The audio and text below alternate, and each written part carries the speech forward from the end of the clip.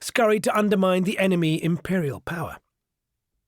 When Putin came to Dresden, there were just 6 KGB officers posted there. He shared an office with an older colleague, Vladimir Usoltsev, who called him Volodya, or Little Vladimir.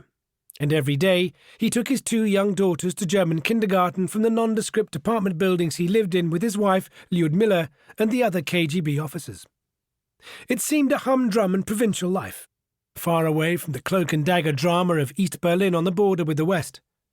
He apparently played sports and exchanged pleasantries with his Stasi colleagues, who called their Soviet visitors the Friends.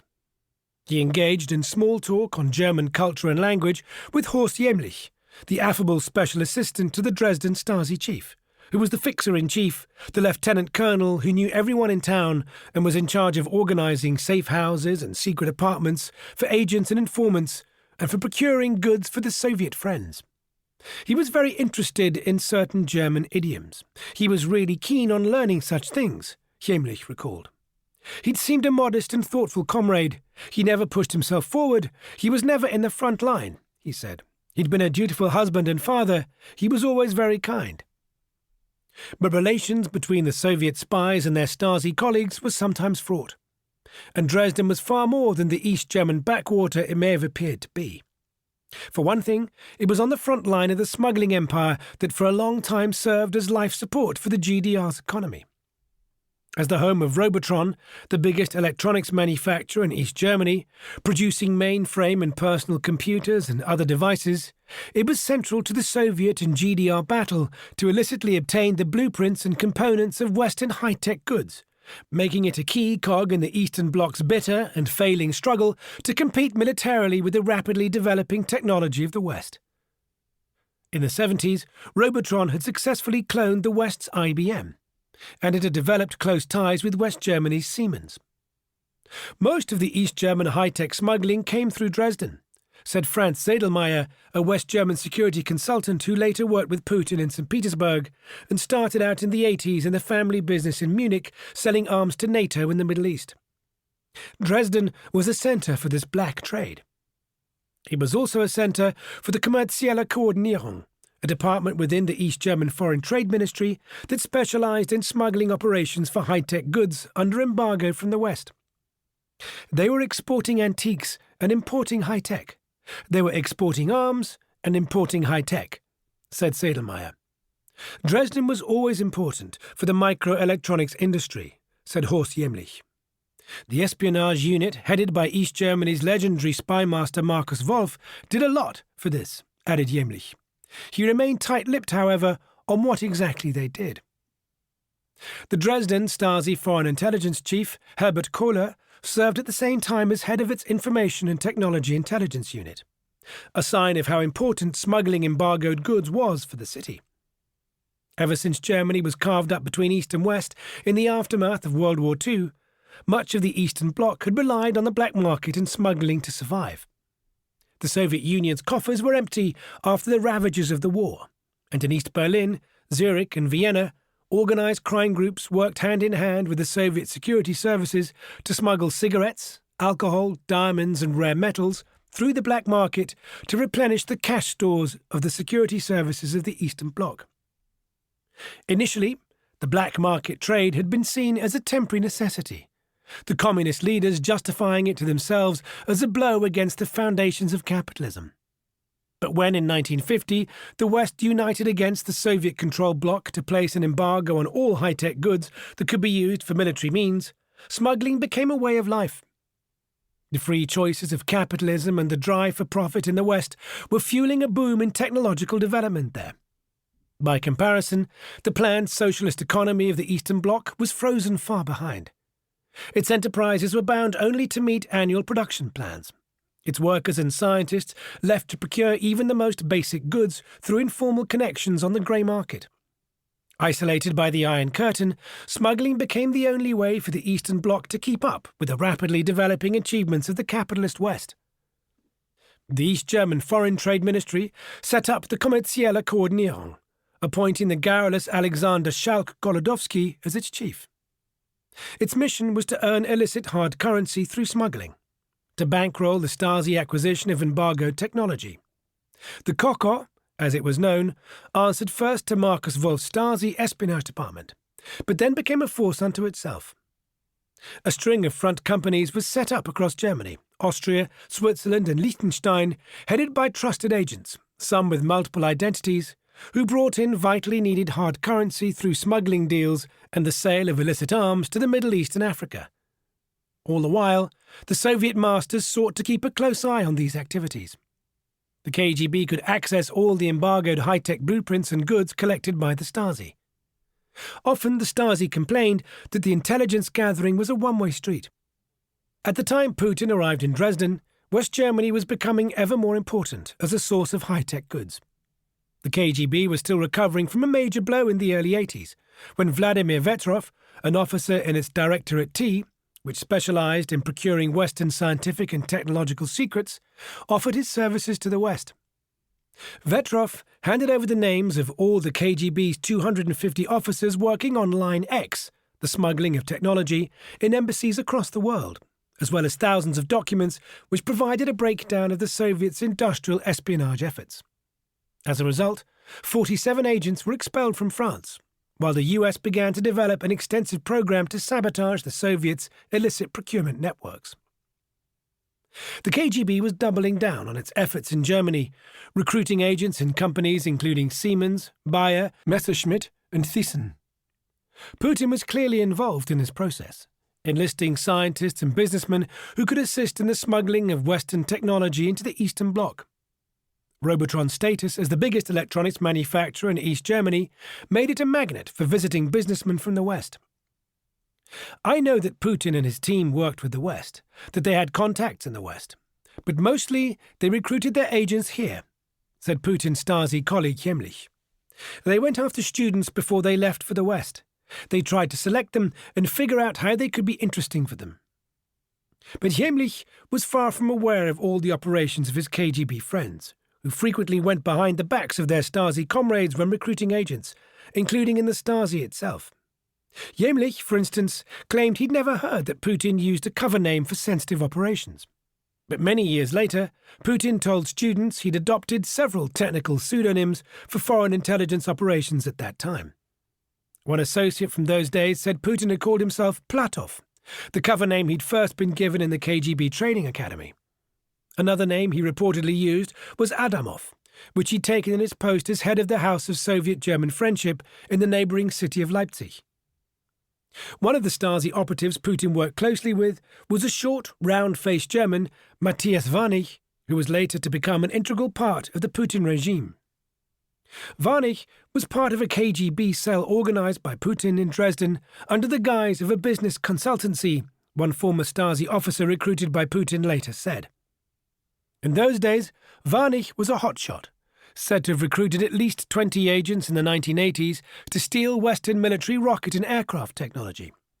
He'd risen fast through the ranks since his recruitment in 1974, becoming deputy head of the Stasi's Information and Technology Unit by 1989. Putin mostly liked to hang out in a small low-lit bar in the historic centre of Dresden called Am Tor, a few tram stops into the valley from his KGB base, where he'd meet some of his agents, according to one person who worked with him then. One of the main hunting grounds for operations was the Bellevue Hotel on the banks of the Elbe.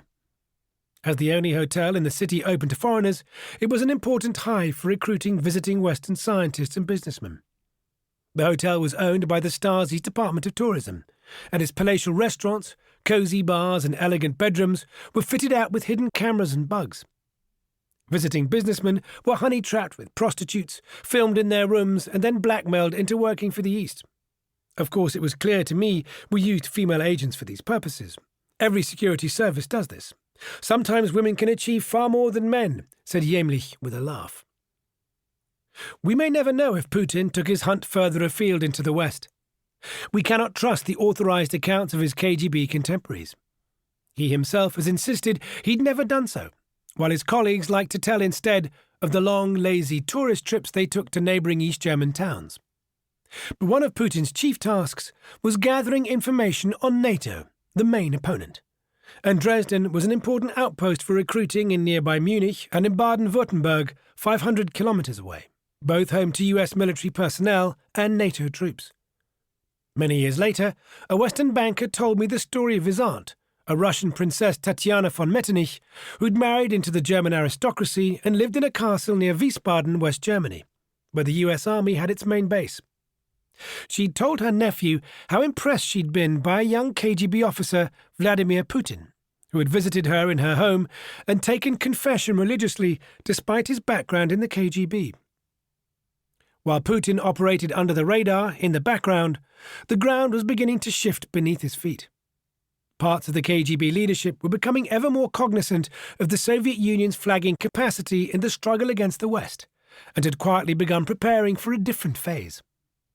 Soviet coffers were running on empty, and in the battle to procure Western technology, despite the extensive efforts of the KGB and the Stasi, the Eastern Bloc was always on the back foot, always playing catch-up and lagging ever further behind the technology of the West. In an era when US President Ronald Reagan had announced a new initiative to build the so-called Star Wars system that would defend the United States from nuclear missile attack, the Soviet bloc ploughed ever greater efforts into securing Western technology, only to become ever more aware of how behind they were. Since the early 80s, a few progressive members of the KGB had been working on a transformation of sorts.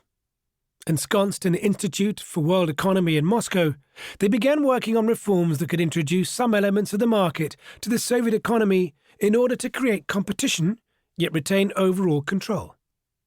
When Mikhail Gorbachev took office as General Secretary of the Communist Party in 1985, these ideas were given impetus.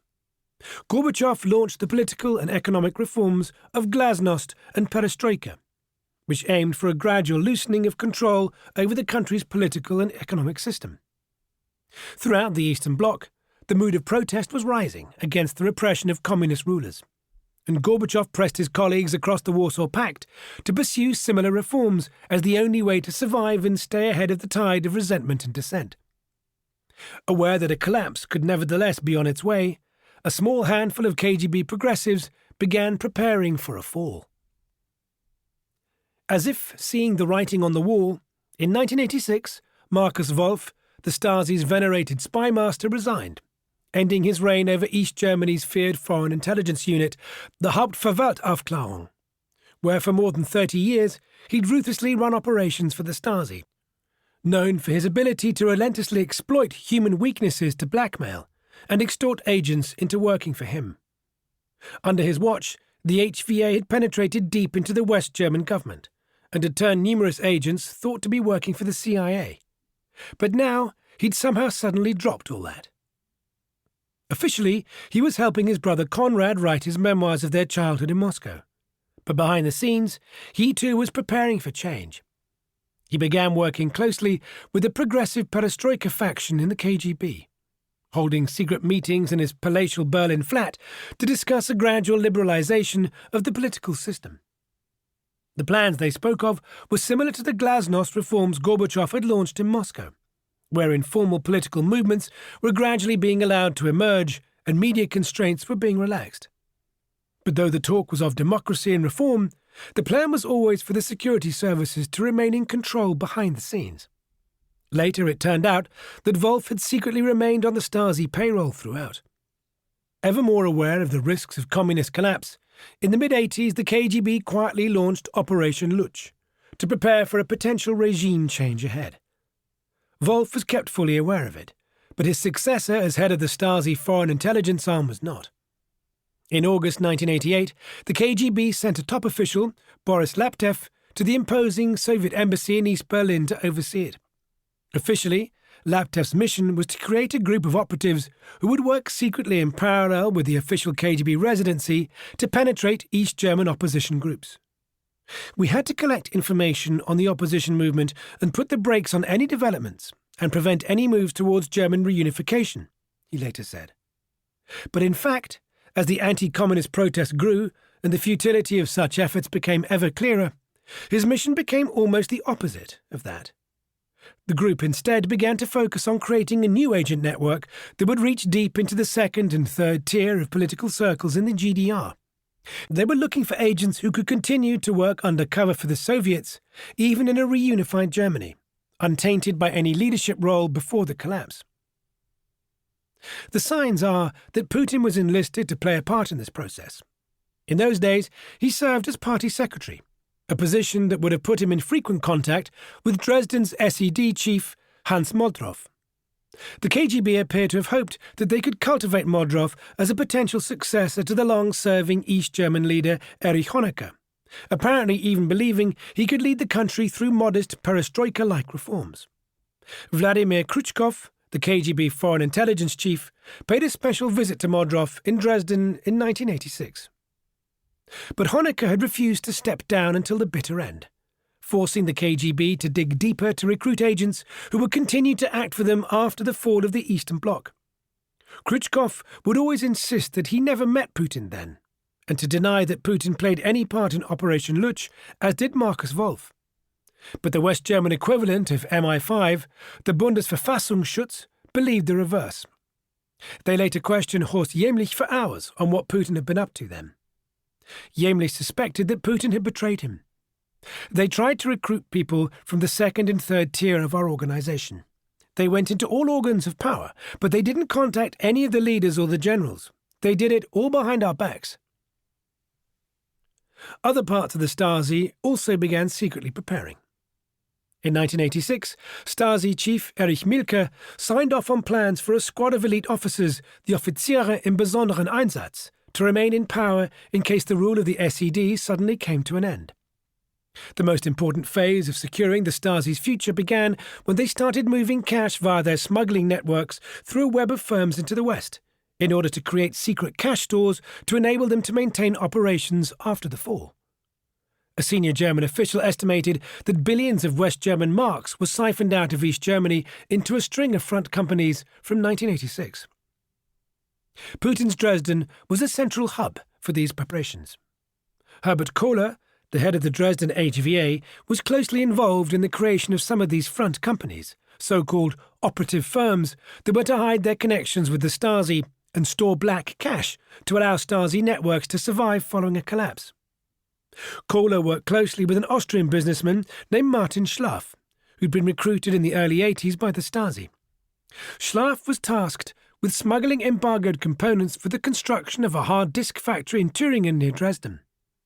Between the end of 1986 and the end of 1988, his firms received more than 130 million marks from the East German government for the top-secret project, which was one of the most expensive ever run by the Stasi. But the plant was never finished. Many of the components never arrived, while hundreds of millions of marks intended for the plant and from other illicit deals disappeared into Schlaf front companies in Liechtenstein, Switzerland, and Singapore. These financial transfers took place at the time Putin was serving as the main liaison officer between the KGB and the Stasi in Dresden, in particular with Kohler's HVA. It's not clear whether he played any role in them. But many years later, Schlaf's connections with Putin became clear when the Austrian businessman re-emerged in a network of companies in Europe that were central cogs in the influence operations of the Putin regime. Back in the 1980s, Schlaf had travelled at least once to Moscow for talks with Soviet foreign trade officials.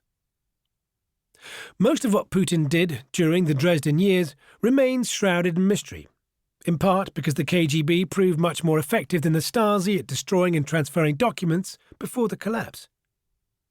With the Russians, we have problems, said Sven Schall, a researcher at the Stasi archives in Dresden. They destroyed almost everything. Only fragments remain in the files retrieved from the Stasi of Putin's activities there. His file is thin and well thumbed. There is the order of Stasi Chief Erich Mielke of February the 8th, 1988, listing Major Vladimir Vladimirovich Putin as receiving a Bronze Medal of Merit of the National People's Army. There are the letters from the Dresden Stasi chief Horst Bohm wishing Comrade Putin a happy birthday.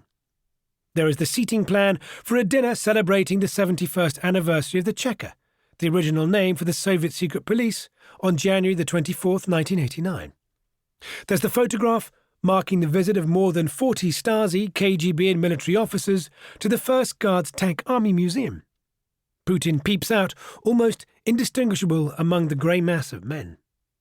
Then there are the photographs, uncovered only recently, of a loutish and bored-looking Putin in light grey jacket and bright suede shoes, holding flowers and drinking at an awards ceremony for the Stasi intelligence unit's top brass. The only trace of any operative activity connected to Putin is a letter from him to Bohm, asking for the Dresden Stasi chief's assistance in restoring the phone connection for an informant in the German police who supports us. The letter is short on any detail, but the fact of Putin's direct appeal to Bohm appears to indicate the prominence of his role. Jämlich indeed later confirmed that Putin became the main KGB liaison officer with the Stasi on behalf of the KGB station chief Vladimir Shirokov. Among the recent finds was one other telltale document, Putin's Stasi identity card, which would have given him direct access to Stasi buildings and made it easier for him to recruit agents because he would not have had to mention his affiliation with the KGB. Many years later, when Putin became president, Markus Wolf and Putin's former KGB colleagues took care to stress that he'd been a nobody when he served in Dresden. Putin was pretty marginal, Wolf once told a German magazine, and even cleaning ladies had received the bronze medal awarded to him. The KGB colleague Putin shared an office with on his arrival in Dresden, Vladimir Uzoltsev, who was somehow permitted to write a book on those times, took care to emphasize the mundanity of their work, while revealing zero detail about their operations. Though he admitted that he and Putin had worked with illegals, as the sleeper agents planted undercover were called, he said they'd spent 70% of their time writing senseless reports. Putin, he claimed, had only managed to recruit 2 agents during his entire 5 years in Dresden, and at some point had stopped looking for more because he realized it was a waste of time. The city was such a provincial backwater that the very fact of our service in Dresden spoke of how we had no future career, Uzoltsev wrote. Putin himself claimed he'd spent so much time drinking beer there that he'd put on 12 kilos. But the photographs of him in those days do not suggest any such weight gain. Russian state television later proclaimed that Putin was never involved in anything illegal. But one first-hand account suggests the downplaying of Putin's activities in Dresden was cover for another mission, one beyond the edge of the law. It suggests that Putin was stationed there precisely because it was a backwater, far from the spying eyes in East Berlin, where the French, the Americans and the West Germans all kept close watch. According to a former member of the far-left Red Army faction who claimed to have met him in Dresden, Putin had worked in support of members of the group which sowed terror across West Germany in the 70s and 80s. There was nothing in Dresden, nothing at all, except the radical left. Nobody was watching Dresden, not the Americans, not the West Germans. There was nothing there, except the one thing: these meetings with those comrades. In the battle for empire between East and West, the Soviet security services had long been deploying what they called their own active measures to disrupt and destabilize their opponent. Locked in the Cold War, but realizing it was too far behind technologically to win any military war, ever since the 60s, the Soviet Union had found its strength lay in disinformation, in planting fake rumors in the media to discredit Western leaders, in assassinating political opponents, and in supporting front organizations that would foment wars in the Third World and undermine and sow discord in the West. Among these measures was support for terrorist organizations. Across the Middle East, the KGB had forged ties with numerous Marxist-leaning terror groups, most notably with the PFLP, the Popular Front for the Liberation of Palestine, a splinter group of the Palestine Liberation Organization that carried out a string of plane hijackings and bomb attacks in the late 60s and 70s.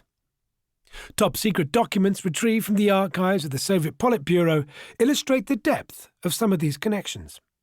They show the then KGB chief Yuri Andropov signing off 3 requests for Soviet weapons from PFLP leader Wadi Haddad, and describing him as a trusted agent of the KGB.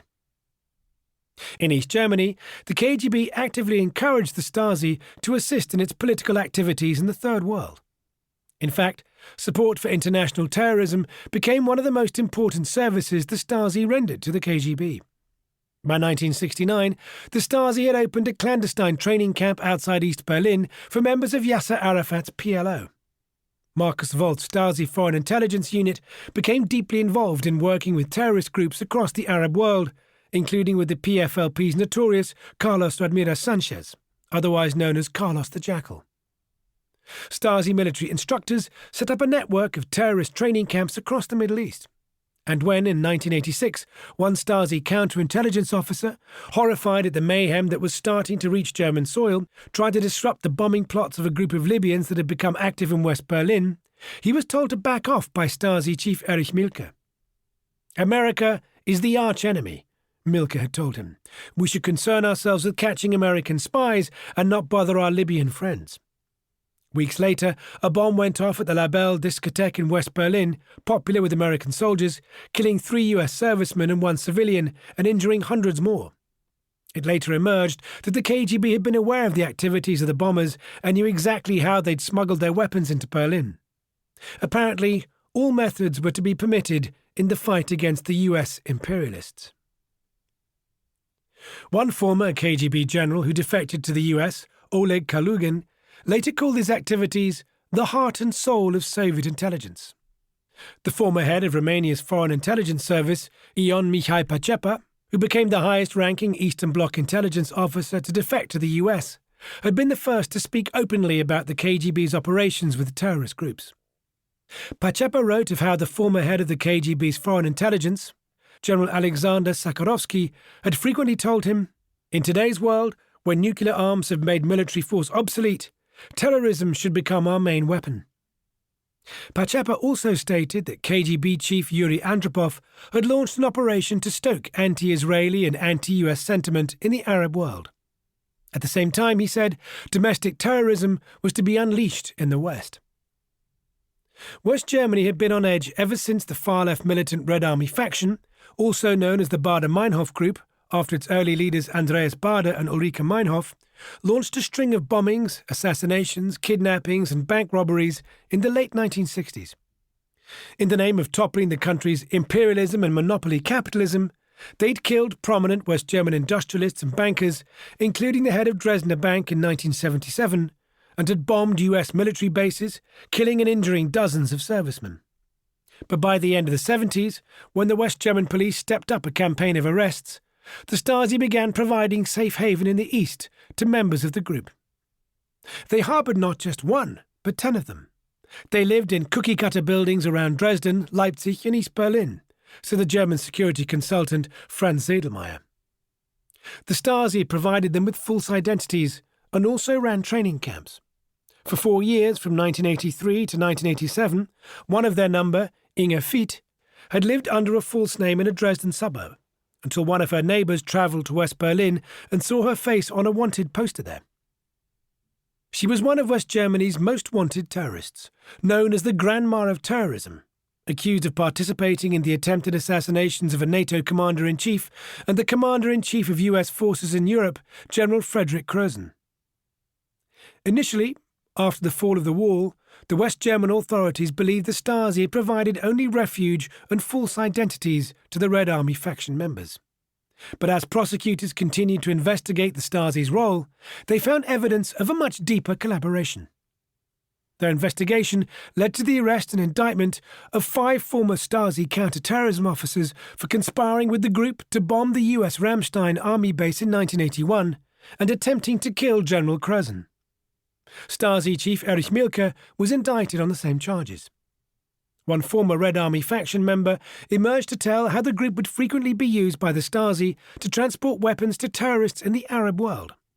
Another former member spoke of working in the 80s as a handler for the notorious Carlos the Jackal, who had lived for a time under Stasi protection in East Berlin, where he lived it up in the city's most luxurious hotels and casinos.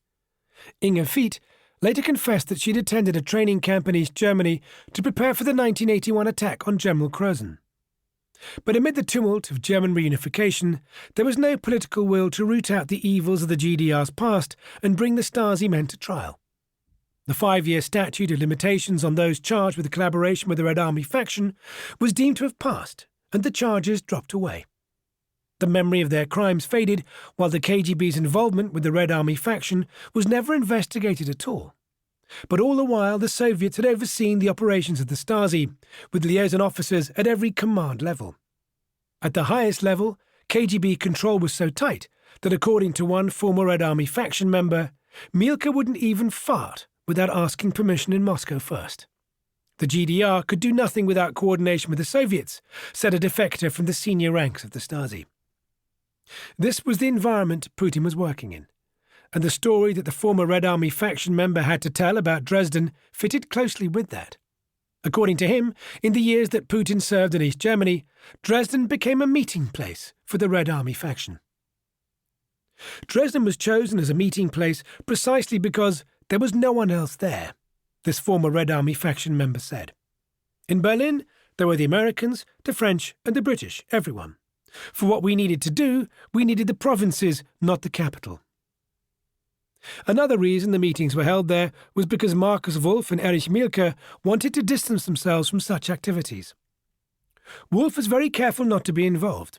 The very last thing a guy like Wolf or Mielke wanted was to be caught red-handed supporting a terrorist organization. We met there, in Dresden, about half a dozen times. He and other members of the terrorist group would travel into East Germany by train and would be met by Stasi agents waiting in a large Soviet-made ZIL car, then driven to Dresden, where they were joined in a safe house by Putin and another of his KGB colleagues. They would never give us instructions directly. They would just say, "We heard you were planning this. How do you want to do it?" and make suggestions. They would suggest other targets and ask us what we needed. We always needed weapons and cash. It was difficult for the Red Army faction to purchase weapons in Western Germany, so they would hand Putin and his colleagues a list. Somehow, this list would later end up with an agent in the West, and the requested weapons would be dropped in a secret location for the Red Army faction members to pick up. Far from taking the backseat role often ascribed to him during his Dresden years, Putin would be among the leaders in these meetings, the former Red Army member claimed, with one of the Stasi generals taking orders from him. As the Red Army faction sowed chaos across West Germany in a series of vicious bomb attacks, their activities became a key part of KGB attempts to disrupt and destabilize the West, the former member of the terror group claimed. And, as the end loomed for Soviet power in the GDR, it's possible that they became a weapon to protect the interests of the KGB. One possible such attack came just weeks after the Berlin Wall's fall. It was 8:30 in the morning on November the 30th, 1989, and Alfred Herrhausen, chairman of Deutsche Bank, was setting off from his home in Bad Homburg, Frankfurt, for his daily drive to work. The first car in his three-car convoy was already heading down the road that was his usual route. But as Herrhausen's car sped to follow, a grenade containing 150 pounds of explosives tore through his armoured limousine, killing him instantly. The detonator that set off the grenade had been triggered when the limousine drove through a ray of infrared light beamed across the road. The attack had been carried out with military precision, and the technology deployed was of the highest sophistication. This had to be a state-sponsored attack, said one Western intelligence expert. Later, it emerged that Stasi officers had been involved in training camps at which Red Army faction members had been instructed in the use of explosives, anti-tank rockets, and the detonation of bomb devices through photoelectric beams, just like the one used in the Herrhausen attack. Herrhausen had been a titan of the West German business scene, and a close advisor to West German Chancellor Helmut Kohl. The attack came just as reunification had suddenly become a real possibility. This was a process in which Deutsche Bank could stand to gain massively from the privatization of East German state enterprises, and in which Dresdner Bank, where Putin's friend the Stasi officer Matthias Warnig would soon be employed, was to battle with Deutsche for the spoils. According to the former Red Army member, the attack on Herrhausen was organized for the benefit of Soviet interests. "I know this target came from Dresden and not from the RAF." For the former Red Army faction member, those days now seem long ago and far away. But he can't help but remember with regret that he was no more than a puppet in Soviet influence games. "We were no more than useful idiots for the Soviet Union," he said with a wry grin. "This is where it all began. They were using us to disrupt, destabilize, and sow chaos in the West." When asked about the Stasi and the KGB's support for the Red Army faction, a shadow falls across the still spry face of Horst Jämlich, the former Dresden Stasi fixer-in-chief. We are sitting around the dining table of the sunlit Stasi apartment he's lived in ever since the GDR years, just around the corner from the Stasi headquarters and the villa of the KGB. The fine china is out for coffee. The table is covered with lace. The Red Army faction members were only brought to the GDR to turn them away from terrorism, he insists. The Stasi wanted to prevent terrorism and stop them from returning to terrorist measures. They wanted to give them a chance to re-educate themselves.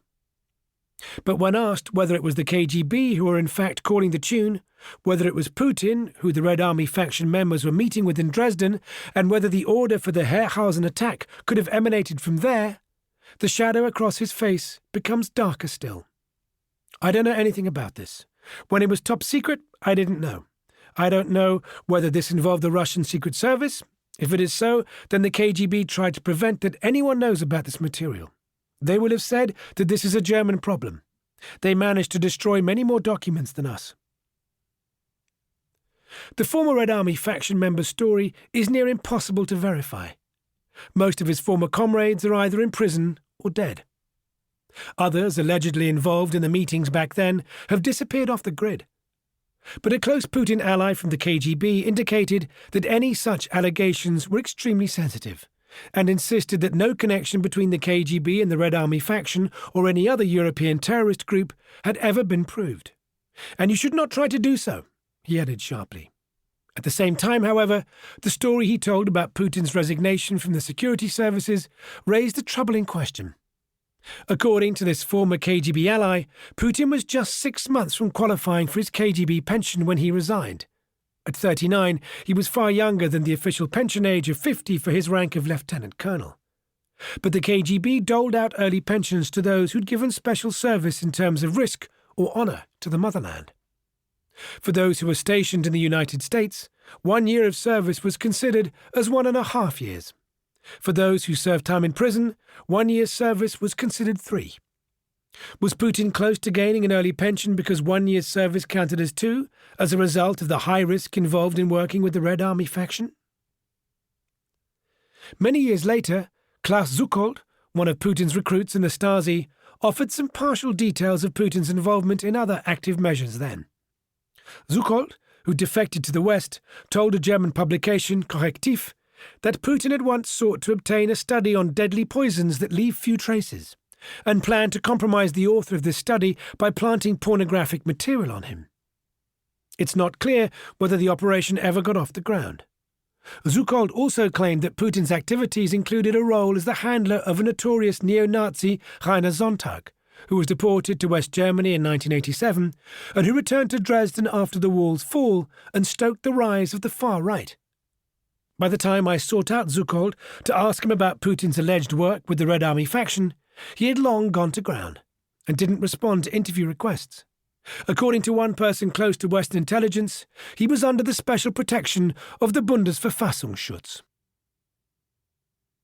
While working with the Red Army terrorists may have been Putin's training ground in active measures against the imperialist West, what happened when the Berlin Wall came down was the experience he would carry with him for decades to come.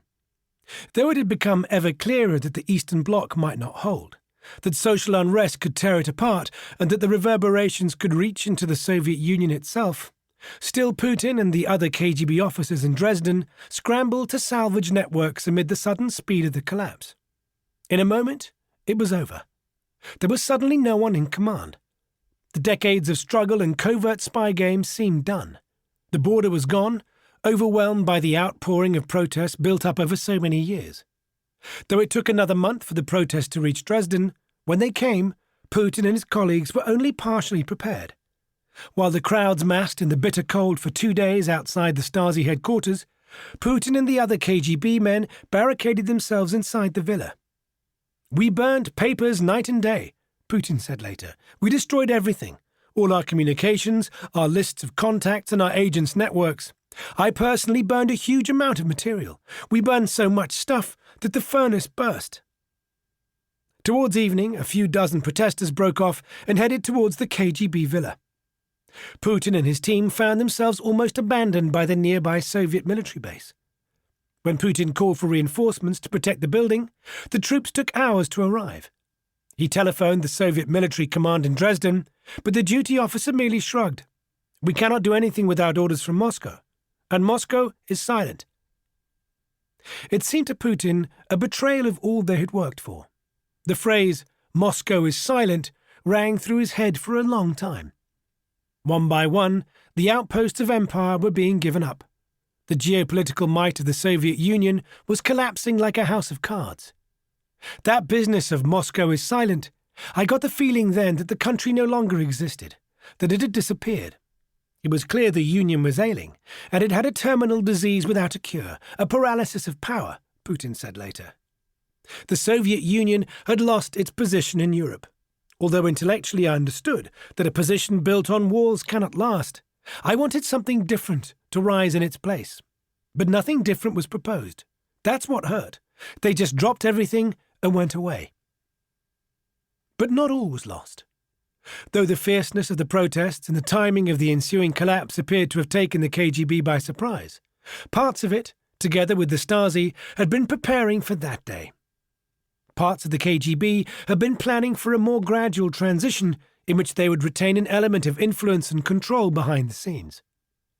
Somehow, the KGB officers in Dresden managed to get one of their Stasi counterparts to hand over the vast majority of the Stasi's files on their work with the Soviets before the protesters burst into the Stasi headquarters.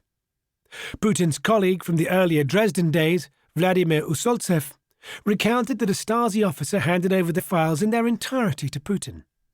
Within a few hours, nothing remained of them apart from ashes, he said. Reams of documents were taken to the nearby Soviet army base and thrown into a pit, where it was planned that they would be destroyed with napalm, but they were burned with petrol instead. A further 12 truckloads were spirited away to Moscow. All the most valuable items were hauled away to Moscow, Putin later said.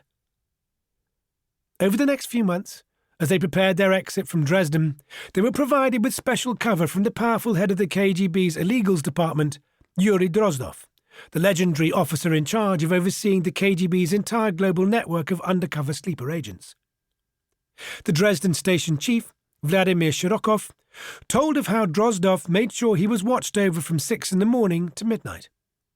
Finally, in the dead of night, Shirokov and his family were driven to safety across the border to Poland by Drozdov's men. Later, one of Putin's former colleagues told journalist Masha Gessen that Putin met with Drozdov in Berlin before he travelled home.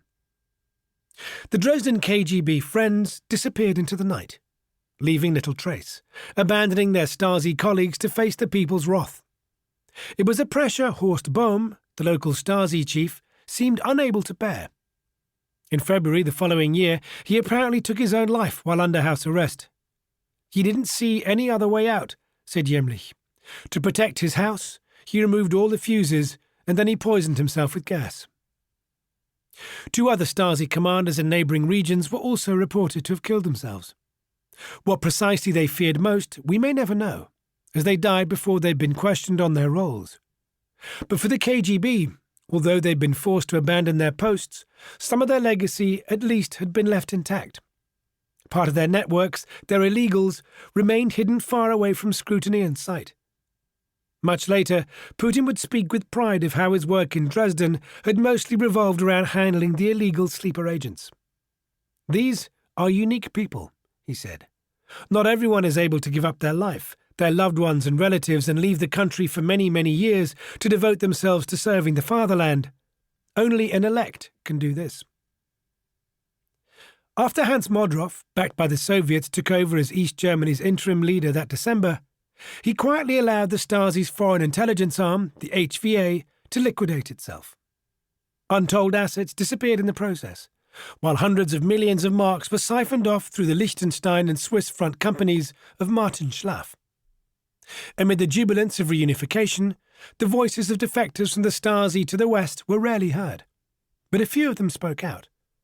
Under certain conditions, parts of the network could be reactivated, one such defector said. Nobody in the West has any guarantee as to whether some of these agents will be reactivated by the KGB. When Putin returned home to Russia from Dresden in February 1990, the impact of the Berlin Wall's collapse was still reverberating across the Soviet Union. Nationalist movements were on the rise and threatening to tear the country apart. Mikhail Gorbachev had been thrust onto the back foot, forced to cede ever more ground to emerging democratic leaders. The Soviet Communist Party was gradually starting to lose its monopoly on power, its legitimacy coming ever more under question. In March 1989, almost a year before Putin's return to Russia, Gorbachev had agreed to hold the first ever competitive elections in Soviet history to choose representatives for a new parliament, the Congress of People's Deputies. A ragtag group of Democrats led by Andrei Sakharov, the nuclear physicist who'd become a dissident voice of moral authority, and Boris Yeltsin, then a rambunctious and rapidly rising political star who'd been thrown out of the Politburo for his relentless criticism of the communist authorities, won seats and debated against the Communist Party for the first time. The end was rapidly nearing for the 7 decades of communist rule. Amidst the tumult, Putin sought to adapt. But instead of earning a living as a taxi driver, or following the traditional path after a return home from foreign service, a post back at the centre, as the Moscow headquarters of the KGB's Foreign Intelligence Service was known, he embarked on a different kind of mission. He'd been ordered by his former mentor and boss in Dresden, Colonel Lazar Matveyev, not to hang around in Moscow, but to head home to Leningrad. There, he was flung straight into a city in turmoil, where city council elections, also competitive for the first time under Gorbachev's reforms, were pitting a rising tide of Democrats against the Communist Party. For the first time, the Democrats were threatening to break the Communist majority control. Instead of defending the old guard against the Democrats' rise, Putin sought to attach himself to Leningrad's democratic movement. Almost immediately, he approached one of its most uncompromising leaders, a doughty and fearless newly elected member of the Congress of People's Deputies, Galina Starovoitova. She was a leading human rights activist, known for her uncompromising honesty as she railed against the failings of Soviet power. After she had given a resounding speech ahead of the city council elections, Putin, then a pale-eyed and unremarkable figure, walked up to her and told her how impressed he'd been by her words. He asked whether he could assist her with anything, including perhaps by working as her driver. But suspicious of such an unsolicited approach, Starovoitova apparently resoundingly turned him away. His first post instead was as an assistant to the rector of the Leningrad State University, where in his youth he'd studied law and first entered the ranks of the KGB. He was to watch over the university's foreign relations and keep an eye on its foreign students and visiting dignitaries.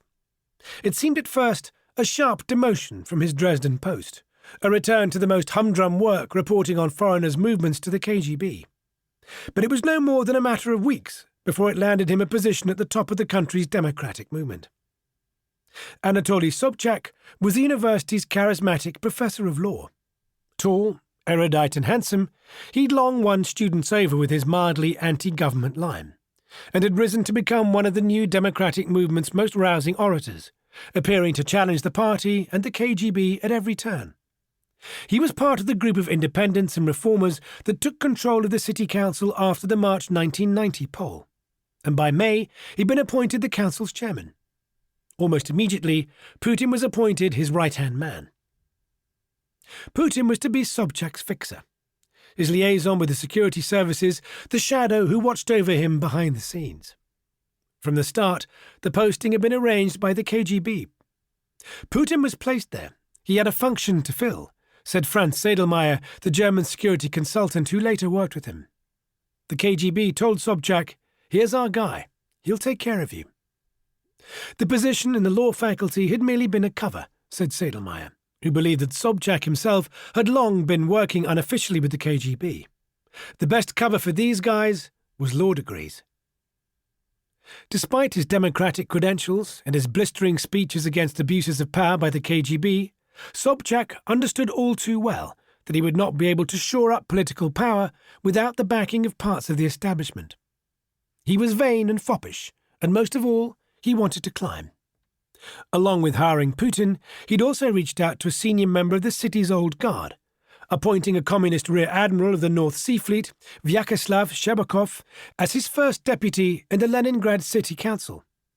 Sobchak's fellow members of the city's democratic movement, who'd made him their leader, were horrified at the choice. But, compromise by compromise, Sobchak was climbing his way to the top. By the time the city held elections for mayor in June 1991, he was the front-runner and won with relative ease.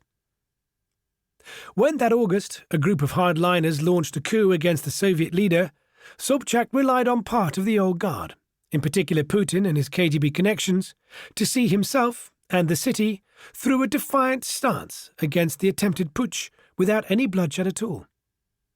Threatened by the increasing compromises Gorbachev was making to Democrats striving for change, the coup plotters had declared a state of emergency and announced that they were taking over control of the Soviet Union. Seeking to prevent Gorbachev drawing up a new Union treaty that would grant the leaders of the restive Soviet republics control and ownership of their economic resources, they'd essentially taken Gorbachev hostage at his summer residence at Foros on the shores of the Black Sea. But in St. Petersburg, as Leningrad was now named once again, as in Moscow, the city's democratic leaders rebelled against the coup. While members of the city council manned the defences of the Democrats' headquarters in the tattered halls of the Mariinsky Palace, Putin and Sobchak garnered the support of the local police chief and 60 men from the special militia. Together, they persuaded the head of the local television company to allow Sobchak on air on the first evening after the coup. The speech Sobchak gave that night, denouncing the coup leaders as criminals, electrified the city's residents and brought them out in the hundreds of thousands the next day, when they gathered in the shadow of the Romanovs' Winter Palace to demonstrate against the coup.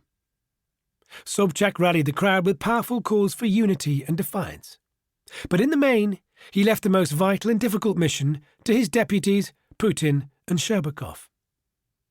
That first night of the putsch, after making his televised address, he buried himself deep in his office in the Mariinsky Palace, while Putin and Sherbakov were left to negotiate with the city's KGB chief and the Leningrad region's military commander to make sure the hardline troops approaching in tanks did not enter the city.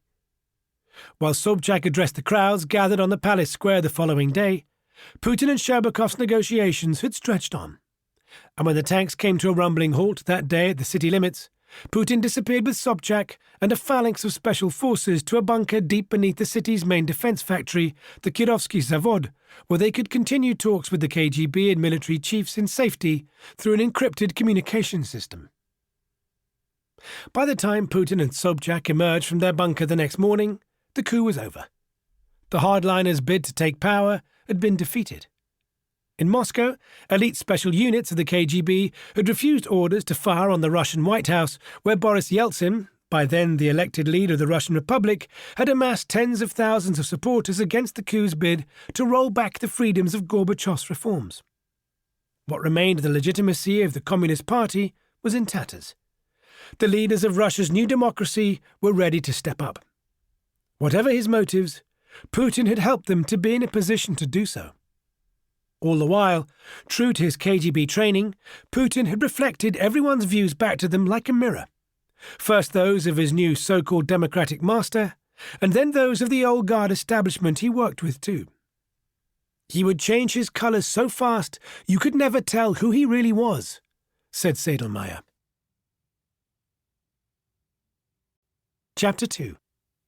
Inside Job. What we've discussed is how the darkest forces never give up. The French Revolution, the Soviet one, all the others appear first as a liberating struggle. But they soon morph into military dictatorship. The early heroes look like idiots, the thugs show their true faces, and the cycle, which isn't what revolution means, is complete. Christian Michel. Moscow, August the 25th, 1989. It was late in the evening when Nikolai Kruchina trudged wearily through the door to his flat in the closely guarded compound for the party elite. Just 4 days before, on August the 21st, the attempted coup by communist hardliners seeking to preserve Soviet power had collapsed in failure. And now, the institutions Kruchina had served for most of his life were being dismantled in front of his eyes. The evening before, he'd held a series of high-level meetings with the powerful boss of the Central Committee's International Department, Valentin Falin, and he seemed exhausted. The KGB watchman outside his home noticed his downcast gaze, his clear reluctance to talk. The changes in those 4 short days had come thick and fast. First, the pro-democratic Russian leader Boris Yeltsin had signed a decree, broadcast live, suspending the Soviet Communist Party and ending its decades of rule. Yeltsin's defiant stance against the hardline leaders of the attempted coup had put him firmly in the ascendant. He now by far eclipsed Gorbachev, who stood timidly to the side of the podium as Yeltsin addressed the Russian parliament. Arguing that the Communist Party was to blame for the illegal coup, Yeltsin ordered that the sprawling Warren-like headquarters of the party's Central Committee on Moscow's Old Square be immediately sealed. Filed in hundreds of its rooms were the secrets of the Soviet Union's vast financial empire, a network that spanned thousands of administrative buildings, hotels, dachas and sanatoriums, as well as the party's hard currency bank accounts and untold hundreds, perhaps thousands, of foreign firms set up as joint ventures in the dying days of the regime. Through these bank accounts and other connected firms, the strategic operations of the Communist Party abroad and those of allied political parties had been funded. It was the engine room of the Soviet struggle for supremacy against the West. This was the empire Kruchina had administered as the chief of the Communist Party's property department since 1983. Its sudden sealing felt like a symbol of all that was lost. Kruchina's wife turned in early that night, leaving her husband alone, she believed, to spend the night sleeping on the couch. But early the next morning, she was awoken by a knock on the door. It was the KGB watchman. Her husband, she was told, had fallen to his death from the window of their 7th-floor flat. There were no apparent signs of disturbance, and the watchman said he discovered a crumpled note lying on the pavement next to Kruchina's body. "I'm not a conspirator," it said, "but I am a coward. Please tell the Soviet people this." The KGB immediately declared his death a suicide, but to this day no one knows what exactly happened, or if they do, they are not willing to tell. Those who were at the center of events in those days, like Viktor Gerashenko, then the head of the Soviet State Bank, prefer to limit their explanations to a Delphic "he fell." Others, like Nikolai Leonov, then the powerful head of the KGB's analytical department, insist that Kruchina was a victim of a deep depression that set in at the empire's collapse. A little over a month later, the same thing happened to Kruchina's predecessor as property department chief.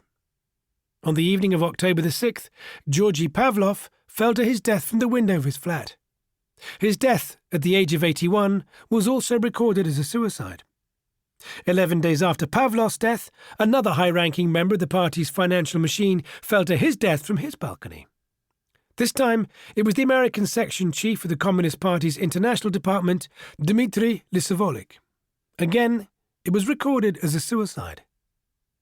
What linked the three men was an intimate knowledge of the secret financing systems of the Communist Party at the time the KGB was preparing for the transition to a market economy under Gorbachev's perestroika reforms. The property department Kruchina and Pavlov oversaw had been understood to have a value of $9 billion. Western experts estimated its foreign holdings at many times more. But in the first few days after the Communist Party's collapse, Russia's new rulers were bewildered to discover that the party's coffers were nearly empty. Rumours abounded that officials, overseen by Kruchina, had siphoned billions of rubles and other currencies through foreign joint ventures hastily set up in the final years of the regime. Russian prosecutors, originally ordered by Yeltsin to investigate the Communist Party for its role in the August coup attempt, were soon redirected to investigate what had happened to the party funds. Although Yeltsin ordered the offices of the Central Committee on Old Square to be sealed, Valentin Falin, the head of the committee's international department, which oversaw the funding of foreign operations, immediately ordered his subordinates to start destroying documents. What lay in the archives could provide a roadmap to the crimes of the communist regime, and, most importantly of all, to the cash that had been stashed away. The most top-secret operations had been run out of room 516, which had housed the International Department's special section for party technology. It was headed by Vladimir Osintsev, a specialist in black operations who ran Communist Party influence campaigns to sow discord in countries where the existence of the party was illegal, such as El Salvador, Turkey, South Africa, and Chile. When the Russian prosecutors finally entered this room months later in October 1991, reams of shredded files were found in ribbons across the floor. But signs of the lengths party operatives had gone to run sleeper agents under deep cover remained. The prosecutors found piles of foreign passports and stamps from many different countries, heaps of other blank travel documents, and official stamps and visas waiting to be forged. There was a huge photo album filled with pictures of people of all types and races, a selection of wigs and beards, and even rubber molds